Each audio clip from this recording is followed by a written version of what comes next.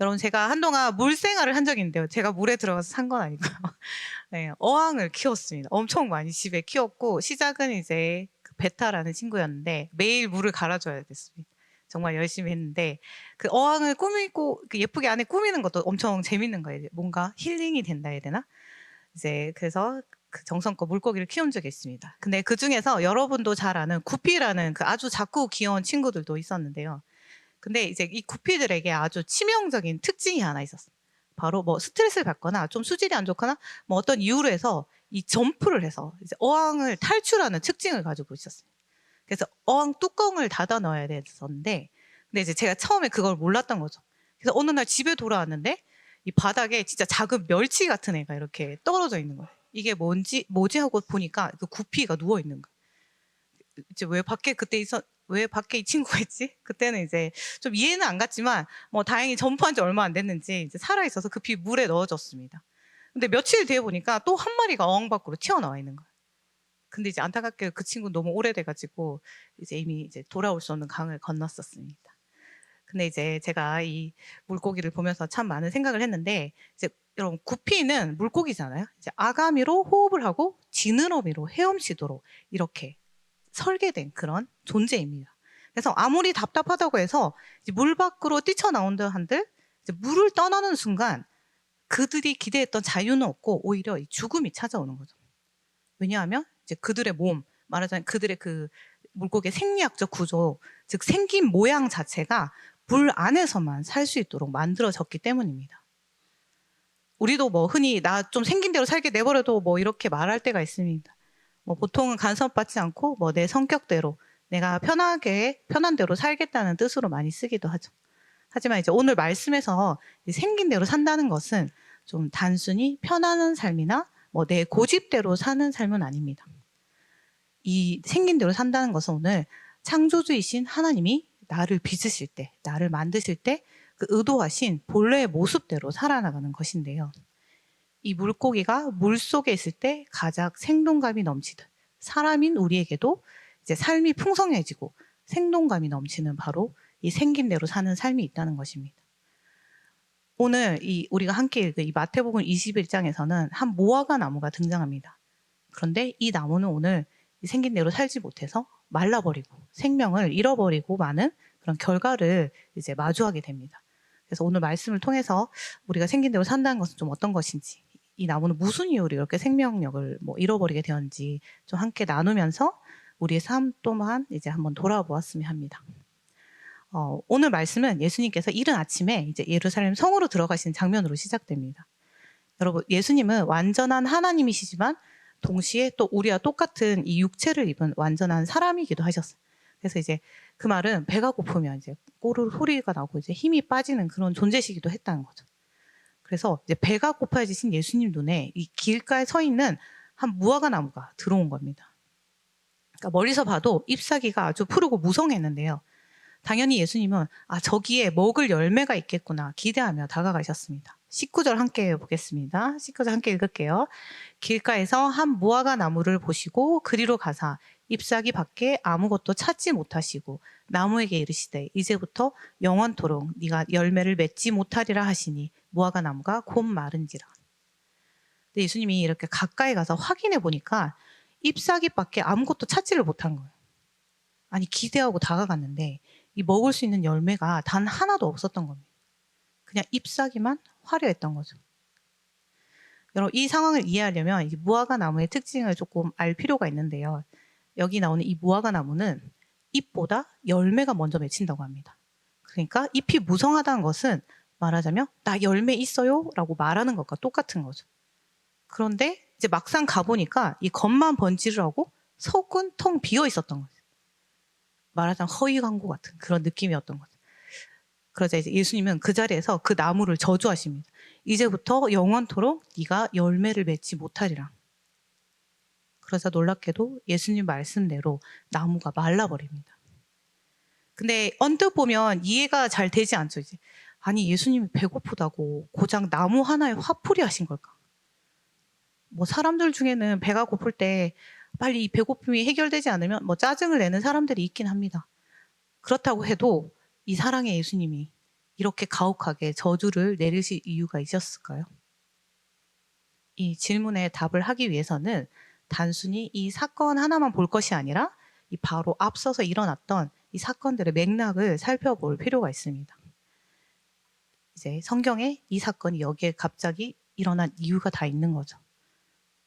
이제 예수님이 이 무화과 나무를 저주하시기 전날 예루살렘 성전을 뒤집은 사건이 있었습니다. 우리가 보통 성전 정화 사건이라고 부르는데요. 예수님이 성전에 안에 들어서자 이 사람들로 막 북적였고 성전에서 바칠 제물을 이제 사고 파는 사람들로 막 붐볐던 겁니다. 그리고 이제 종교적인 막 열심도 가득했어요. 근데 겉으로 보기에는 잎이 아주 무성한 이 무화과 나무처럼 완벽해 보였지만 그 속을 들여다봤을 때는 정작 있어야 할 알맹이 없었던 거예요. 말하자면 이 사람들은 성전에서 하나님을 향한 이 경외함도 없고 진실한 기도도 없었고 생명을 살리는 이런 일들도 없었던 거죠. 하나님을 예배하는 성전이 그저 물건을 사고 파는 이 장사치들의 소굴이 되었던 것입니다. 그리고 그 이면에는 이 장사꾼들의 탐욕과 이 종교 지도자들의 그 이익만을 위해 그런 것만 남아 있었던 것이죠. 그래서 예수님은 분노하셨습니다. 그래서 장사꾼들이 상을 엎으시면서 하신 이야기가 내 집은 기도하는 집이라 일컬음을 받으리라 하였거늘 너희는 강도의 소굴을 만드는도다. 이렇게 이야기하십니다. 그래서 이 무화과 나무 사건은 바로 이 메시지의 연장선에 있는 것입니다. 즉 잎만 무성하고 열매 없는 무화과 나무는 이 당시 타락한 그 이스라엘 백성과 종교 지도자를 상징하는 것이죠. 말하자면 겉으로는 예배를 드리는 척, 믿음이 좋은 척. 이 종교의 잎사귀는 화려하고 무성했지만 그들의 내면에는 정말 하나님을 사랑하는 그 진심, 진정성이 부족했던 거예요. 그리고 하나님 원하시는 의도, 사랑도, 긍휼이라는 이 열매도 전혀 없었던 것입니다. 그래서 이 무화과 나무 사건은 겉만 번지를 하고 속은 텅 비어 있는 이 화려한 종교 행위와 그리고 습관적인 종교 행위, 말하자면 외형은 있으나 그 안에 하나님을 향한 진정성이 없는 이스라엘 민족과 종교 지도자에 대한 이 하나님이 어떻게 심판하실 것을 시각적으로 보여주신 사건이었습니다. 여러분도 그 스마트폰 하나씩 다 있잖아요. 요즘 뭐 아이폰이나 갤럭시나 뭐 다들 100만 원, 뭐 200만 원씩 하고 고가의 장비들입니다. 뭐 디자인도 예쁘고 뭐 카메라도 뭐 엄청 좋죠. 전문가급으로 거의. 그리고 막 우리가 그걸 사면 액정에는 기스 하나 안 나게 하려고 보호 필름까지 막 붙여서 겉모습 엄청 완벽합니다. 그런데 만약 이게 배터리가 완전히 방전돼서 켜지지 않는다면 어떨까요?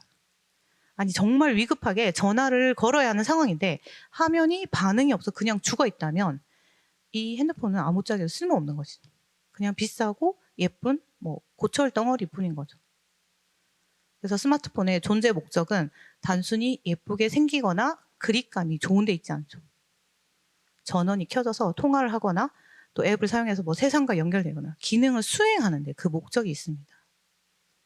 이스라엘 백성들도 마찬가지였어요. 하나님이 그들을 택하신 목적과 다르게 그들은 자신들의 안위와 이익과 형식적인 예배라는 이 잎사귀만 붙잡고 정작 하나님의 말씀대로 순종하며 하나님과 교제하며 열매 맺는 삶을 살지 않았던 것입니다. 이 무화과 나무처럼 말이에요. 이 나무가 창조된 목적, 하나님이 그 나무를 심으신 이유는 잎사귀를 자랑하라고 하신 게 아니라 누군가의 생명을 살리는 열매를 맺는 것이었습니다. 그래서 우리의 존재의 목적도 똑같습니다. 하나님이 우리를 이 땅에 보내시고 디자인하신 그 원래 모습, 하나님이 우리를 지으신 목적 그대로 열매를 맺는 삶이 바로 우리가 살아야 하는 진짜 모습인 것이죠. 그렇다면 우리가 맺어야 할 그 열매가 무엇일까 도대체?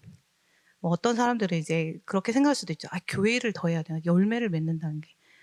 순장해도 좋습니다. 하지만 이제 예수님이 말씀하시는 열매는 어떻게 보면 여러분의 그런 스케줄에 교회 활동이라고 해야 되나? 그런 거를 몇 개 더 추가하는 것을 말씀하시는 게 아닙니다. 근데 물론 지금부터 그러면 뭐 안 섬겨도 되나? 이런 말이 아니에요. 물론 교회에서 섬기는 것이 잘못되었다는 것이 아닙니다. 엄청 귀한 일이고 여러분이 기쁨으로 한다면 그것 또한 우리가 맺는 열매의 한 결과이기도 합니다. 하지만 그것이 우리 삶의 목적은 아닌 거죠. 오늘 예수님께서 원하시는 열매 맺는 삶은 무언가를 하는 이 행위의 문제가 아니라 관계의 문제. 즉 내가 어떻게 존재할까? 그 존재 방식의 문제를 이야기하고 있는 것입니다. 요한복음 15장 5절 말씀 함께 같이 볼게요. 같이 읽을게요. 나는 포도나무요 너희는 가지라. 그가 내 안에 내가 그 안에 거하면 사람이 열매를 많이 맺나니 나를 떠나서는 너희가 아무것도 할 수 없습니다. 여러분, 열매는 이 가지가 오늘 내가 힘 좀 써서 열매를 맺어봐야겠다 해서 맺어지는 게 아닙니다. 가지는 그저 여기 말씀처럼 나무에 붙어 있기만 하면 됩니다. 나무로부터 오는 이 진액을 공급받고 받으면 열매가 저절로 맺히는 자연스러운 결과물인 거죠. 그래서 여러분, 우리가 맺어야 할 진짜 열매는 교회에 내가 얼마나 열심히 출석하냐, 뭐 내가 얼마나 많은 일을 하고 있느냐, 아니면 거룩하게 지금 보이느냐가 아닙니다. 우리가 맺을 수 있는 유일하고 참된 열매는 이 포도나무 대신은 예수님께 딱 붙어 있음으로써 예수님의 생명이 내 안으로 흘러 들어오고, 그래서 내 삶을 통해서 이 예수님의 성품이 흘러나오는 것, 그것이 바로 열매인 것입니다. 다시 말하면 이 열매 맺는 삶은 제자의 삶을 말하는 것입니다. 제자는 스승을 닮아가려 하죠. 왜 그런가요? 그 길이 그 사람이 말하는 게 맞다고 생각하니까 따라가죠. 그래서 그의 가르침에 귀 기울여 듣고 그 스승님처럼 되려고 노력합니다. 그렇게 예수님과 깊은 관계 속에 거하면서 내 성품이 예수님을 닮아가고 내 가치관이 예수님처럼 변해가는 과정을 통해서 열매가 맺히는 것입니다. 그래서 그렇게 맺히는 것이 이제 갈라디아서에서 말하는 성령의 열매들인데요. 한번 갈라디아서 5장 22절에서 23절 함께 한번 볼게요. 같이 읽겠습니다. 오직 성령의 열매는 사랑과 희락과 화평과 오래 참음과 자비와 양성과 충성과 온유와 절제니 이 같은 것을 금지할 법이 없느니라. 여러분, 사랑, 희락, 화평, 오래 참음, 이 여기 있는 것들은, 이런 성품들이 내 삶에 나타나는 것은 하나님이 우리에게 원하시는, 하나님이 우리를 디자인하신 대로 살았을 때, 우리가 생긴 대로 살았을 때 나오는 열매들인 것입니다. 하나님을 사랑하고 이웃을 사랑하며 나 자신을 사랑할 때 나오는 열매들입니다. 여러분의 삶은 현재 어떤 모습인가요? 만약 하나님이 지금 내 마음을 들여다보신다면 무엇을 발견하실 것 같나요? 이 내 삶에 대한 고민과 걱정, 바쁜 일정, 교회 다니는 습관, 이런 것들은 가득하지만 정말 하나님을 향한 이 갈망, 하나님을 예배하고자 하는 그 진정성이 여러분 안에는 있으신가요? 여러분은 정말 생긴 대로 진정으로 하나님을 예배하고 살아가고 계신가요? 이 시간 내 마음을 한번 돌아보는 시간이 되었으면 합니다. 여러분, 교회를 출석하는 것과 예수님을 믿는 것은 다릅니다. 종교적인 흉내를 낼 수 있지만 예수님의 제자가 되는 것은 다릅니다. 하나님은 우리의 그런 종교적 퍼포먼스를 원하지 않으십니다. 하나님은 여러분이 창조된 모습 그대로, 생긴 대로 예수 그리스도 안에 거하면서 하나님과의 관계를 회복하고 열매 맺는 삶을 살아가기를 원하십니다. 근데 여러분, 열매를 맺지 못한 무화과 나무가 저주받아 말라 죽어버린 것처럼 우리가 예수 그리스도 안에서 열매를 맺지 못하는 그런 삶을 산다면 그 결과는 영원한 죽음인 것입니다. 그런데 오늘 예수님은 이 잎만 무성하고 열매 없는 무화과 나무를 심판하시는 것으로 이 이야기를 끝내지 않으신다는 거예요. 만약 예수님께서 너희는 열매도 없으니 이제 끝이다라고 하셨다면 오늘 이 자리에 남아있을 수 있는 사람은 저를 포함해서 아무도 없을 것입니다. 그래서 예수님은 우리에게 절망이 아니라 다시 회복의 길을 열어주십니다. 만약 우리 안에 하나님을 향한 진심이 식어버렸다면, 아직 내 삶에 예수님이 말하시는 그 성령의 열매가 없다면 어떻게 해야 하는지, 어떻게 해야 다시 생명력을 회복하고 우리가 지음 받은 대로, 그 생긴 대로 열매 맺는 모습으로 살아갈 수 있을지 이 다음 구절을 통해서 그 답을 주고 계십니다. 마태복음 21장 20절 말씀 한번 같이 볼게요. 같이 읽겠습니다. 제자들이 보고 이상히 여겨 이르되 무화과 나무가 어찌하여 곧 말랐나이까. 제자들이 예수님이 말씀하시자 나무가 말라버린 것을 보면서 이제 놀랐습니다. 근데 그때 그 제자들의 시선은 온통 그 눈에 보이는 현상, 즉 나무가 말라버린 결과에 좀 압도되어 있었어요. 우리도 마찬가지죠. 내 삶이 이제 말라갈 때 막 그런 현상들이 일어날 때, 뭐 학업에서나 일터에서나 힘든 일이 생기고 관계가 깨어지는 결과에만 집중하면 두려워합니다. 하지만 예수님은 이 나무가 말라버린 현상이 아니라 그 원리를 제자들에게 알려주십니다. 그래서 예수님은 제자들이 이 놀라워하시는 모습을 보시며 이 사건을 믿음의 문제로 이어가십니다. 21절 말씀 같이 볼게요. 함께 읽겠습니다. 예수께서 대답하여 이르시되 내가 진실로 너희에게 이르노니 만일 너희가 믿음이 있고 의심하지 아니하면 이 무화과 나무에게 된 이런 일만 할 뿐 아니라 이 산더러 들려 바다에 던져지라 하여도 될 것이요. 여러분 이 말씀 읽으니까 무슨 생각 드시나요? 여러분 예수님이 믿음이 있으면 산을 옮겨 바다에 던질 수 있다는데 나는 못 그러네. 그렇다면 내 기도가 응답받지 못하는 거 내 믿음이 부족해서인가? 뭔가 내가 더 뜨겁게 믿어야 되고 더 많이 믿어야 되고 뭔가 외치지 않아서 그런 걸까? 라고 생각할 수도 있습니다. 하지만 여러분 지금 예수님이 말씀하시는 믿음은 내가 얼마나 강하게 믿느냐의 문제가 아닙니다. 다시 말해서 이 믿음의 양적인 부분이나 아니면 우리 마음속에 가지는 그 심리적인 확신의 그 크기가 아닙니다. 우리가 흔히 착각할 수 있어. 뭔가 내 감정이 고조되고 예수님 믿습니다. 크게 소리치며 그 뭔가 내 안에 긍정적인 확신을 억지로 불어넣는 것을 믿음이라고 생각할 수도 있습니다. 근데 아니라는 거죠. 오늘 이 마태복음에서 예수님 말씀하시는 믿음은 내 상태가 어떻다가 아니라 내가 믿는 대상인 하나님이 누구이신지를 신뢰하느냐의 문제인 것입니다. 여러분 그 꽁꽁 얼어버린 그 호수를 위를 걷는다고 생각해요.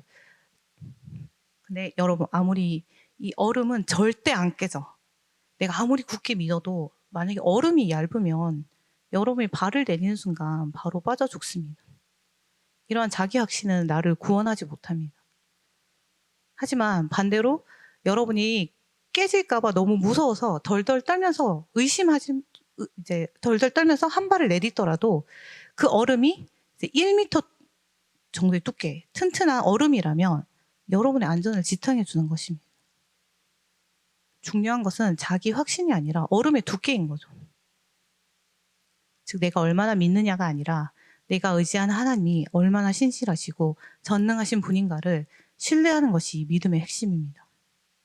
그렇기에 겨자씨 한 알만한 아주 작고 연약한 믿음이라 할지라도 그것이 이 전능하신 하나님 말씀 위에 올려져 있다면 산은 옮겨지는 것입니다. 하나님이 말씀하시면 그것은 이미 현실이라는 사실을 받아들이는 것. 나는 완전하지 않음을 인정하고 그 완전하신 하나님께 기대는 것. 이것이 예수님이 말씀하신 진짜 믿음인 것입니다. 그렇다면 이 믿음이 어떻게 우리 삶 속에서 작동하는 걸까요? 바로 기도를 통해서입니다. 22절 말씀 함께 읽겠습니다. 같이 읽을게요. 너희가 기도할 때 무엇이든지 믿고 구하는 것은 다 받으리라 하시니라. 무엇이든지 믿고 구하는 것은 다 받으리라. 그렇다고 우리가 무엇이든지 내 욕심을 채우기 위해 때를 쓰면 다 들어주신다는 뜻은 아닙니다. 우리가 믿음으로 드리는 기도는 단순히 원하는 것을 얻어내는 수단이 아니에요. 이 약속은 이 앞서 말한 이 열매 맺는 삶과 깊은 관련이 있는데요. 우리가 이제 창조된 본래의 모습을 이 죄로 인해서 이탈해서 고장이 났습니다. 그래서 열매 맺지 못하는 우리 삶을 이 기도는 통해서 하나님이 설계하신 대로 그 생긴 대로 우리가 복구되는 그 영적 통로가 되는 것입니다. 기도라는 것은. 근데 우리가 왜 열매를 맺지 못하나요? 왜 겉으로는 잎이 무성해 보이고 교회도 열심히 출석하고 바쁘게 사는 것 같은데 내면은 공허하고 무기력한 것일까요? 바로 우리는 하나님의 형상대로 하나님의 생명을 공급받아야만 살 수 있도록 설계되어 있는데 하나님께 연결되어야 할 그 생명줄을 뽑아버리고 이 세상의 그런 가치에 타인의 인정이라는 그런 잘못된 콘셉트에 내 삶을 꽂아두는 있는 것입니다. 그러니 충전은 고사하고 계속 방전만 되고 영혼은 소진되고 타버리고 마는 것이죠. 그래서 여러분, 기도는 단순한 요청이 아닙니다. 기도를 통해서 이 잘못된 접속을 끊고 내 생명의 근원 되신 하나님과 다시 접속하는 과정인 것입니다. 그래서 기도의 자리에 멈춰 서는 것은 어떤 것이냐면 첫 번째로 내가 주인 되어 내 힘으로 살았던 삶을 내가 스스로 돌아보고 회개하는 것입니다. 그리고 두 번째로는 내 인생의 통제권을 하나님께 드리는 결단인 것입니다. 하나님, 내 인생의 주인은 내가 아니라 하나님이십니다라고 믿음으로 고백하면서 나를 하나님께 온전히 연결할 때 이 세상이 줄 수 없는 하나님의 생명력이 우리 안으로 흘러 들어오기 시작하는 것입니다. 이렇게 우리가 하나님과 온전히 하나가 될 때 그 결과가 바로 21절에 산을 옮기는 역사인 것입니다. 근데 세상적인 계산과 이성으로는 이 산이 어떻게 들려서 바다에 빠지냐, 그건 불가능하다고 하죠. 말하자면 너의 상황은 절대 변하지 않는다고 말합니다. 하지만 세상적으로 불가능해 보이는 문제나 상황일지라도 우리가 하나님의 말씀에 근거해서 믿음으로 기도하면 상황은 달라집니다. 전제는 하나님의 뜻 안에서 기도하는 것입니다. 때로는 응답이 즉시 오지 않아 보일 수도 있습니다. 하지만 우리가 포기하지 않고 기도의 줄을 놓지 않으면, 그리고 믿음을 키워나갈 때 우리는 반드시 경험하게 됩니다. 내 힘으로는 꿈쩍도 하지 않던 그 태산 같은 문제가 하나님의 능력으로 움직이고 하나님의 방식으로 변화되는 것을 말입니다. 여러분, 말씀을 맺겠습니다. 여러분, 제가 처음에 이야기했던 제 어항 속 구피들을 기억하시나요? 물 밖으로 뛰쳐나간 물고기에는 자유가 없습니다. 오직 죽음뿐입니다. 물고기는 물 속에 있을 때 가장 물고기답고 생동감이 넘칩니다. 우리도 예수 그리스도 안에 있을 때, 예수님과 연결되어 있을 때 비로소 가장 사람답고 아름답고 기쁘게 살아갈 수 있는 것입니다. 이것이 바로 생긴 대로 사는 삶입니다. 오늘 예수님은 잎만 무성하고 열매 없는 이 무화과 나무를 보여주시며 하나님을 향한 진심 없는 그냥 겉모습만 하려고 습관적인, 그리고 내 이익을 취하기만 하는 종교 생활을 경계하셨습니다. 지금 여러분의 삶은 어떻습니까? 하나님 안에서 열매 맺는 삶을 살아가고 계신가요? 하나님을 사랑하며 이웃을 사랑하고 나를 사랑하는 삶을 살고 계신가요? 하지만 그렇지 않다고 절망하지 마십시오. 예수님은 우리를 심판하시기보다 회복시키시기를 원하십니다. 그리고 그 회복의 열쇠가 바로 믿음의 기도입니다. 우리가 해야 할 일을 내 힘으로 억지로 열매를 맺으려 애쓰는 것이 아니라 튼튼한 그 얼음판 대신에 신실하신 하나님께 내 삶의 무게를 온전히 실는 것입니다.